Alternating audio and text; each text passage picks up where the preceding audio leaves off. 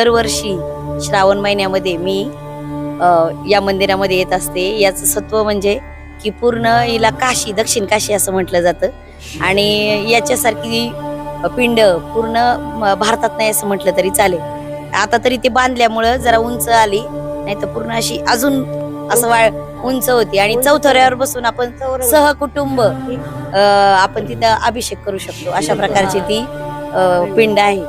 आणि इथं आलं की एकदम छान समाधानी वाटतं. नदीचा काठ आणि हे पूर्ण बांधलेलं आणि त्या काळात पाची पांडवांनी हो. आणि असं म्हटलं जातं की इथे मंदिर बांधून झाल्यानंतर ही वास्तुशांती करताना पाणी नव्हतं आणि मग ते पाणी नसल्यावर ही करा नदी त्यामुळे आणली गेली असं म्हटलं जातं. आणि पाऊस भरून आला आणि म्हणून मग द्रौपदा म्हटली की अरे थांब पावसा.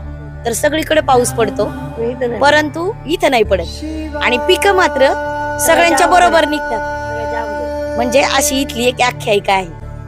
अशा प्रकारचं हे पांडेश्वरचं एक आख्यायिका आणि अजूनही तशाच प्रकारची पिकं निघतात.